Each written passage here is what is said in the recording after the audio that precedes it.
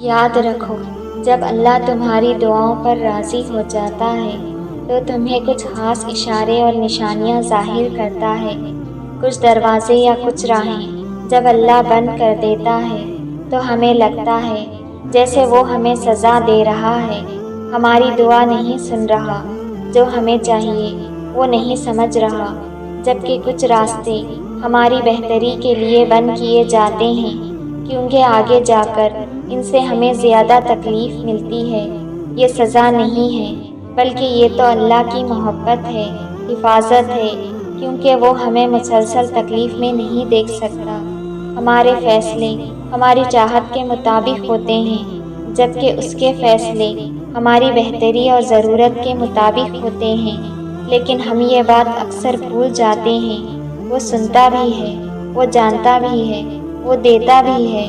ہر بات کا علم ہے اللہ کو، اور انسان تو بس ایک کچا منصوبہ ساز ہے۔ تم خود کو خود ہی تکلیف میں رکھتے ہو، ورنہ وہ تو بڑا مہربان ہے۔ یاد رکھو، کچھ بھی اللہ کی رضا کے بغیر نہیں ہو سکتا۔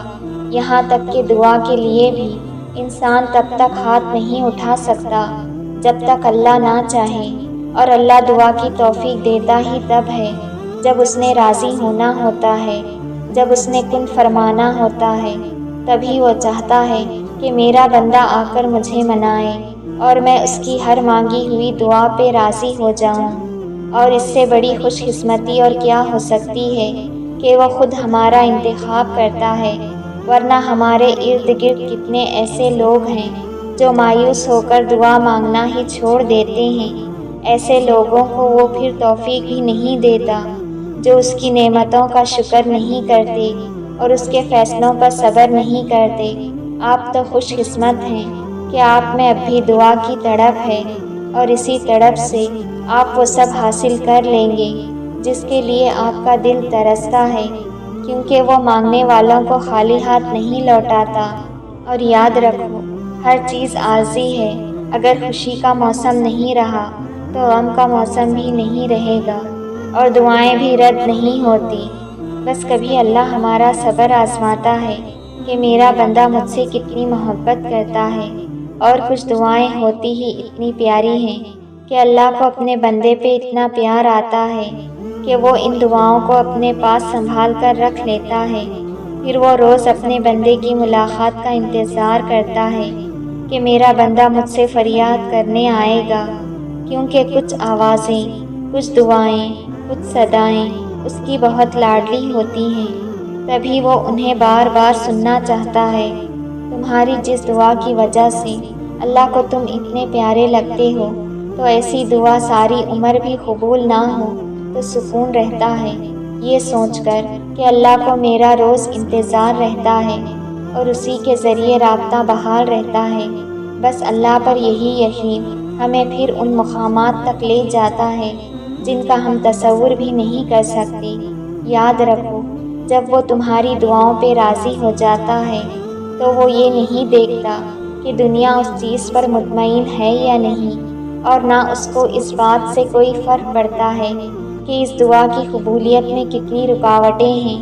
وہ جب ارادہ باندھ لیتا ہے تو ناممکن کی ساری گرہیں اپنے آپ کھل جاتی ہیں۔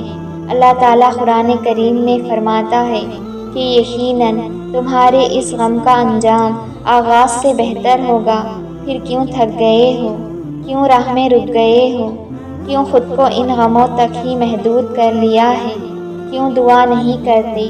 اللہ نے خود تم سے وعدہ کیا ہے کہ اگر ثابت قدم رہو گے اور اللہ پر یقین رکھو گے تو ہر کہانی کا اختتام پرسکون ہوگا۔ اس غم کا آغاز جیسے بھی ہوا، جس سے بھی ہوا، مگر اس کا اختتام بہت پرسکون ہوگا۔ یہ جو طوفان تمہارے سینے میں اٹھتا ہے یہ بھی مدھم پڑ جائے گا۔ جو یاد تمہیں سونے نہیں دیتی اسے تمہارے دل سے مٹا دیا جائے گا۔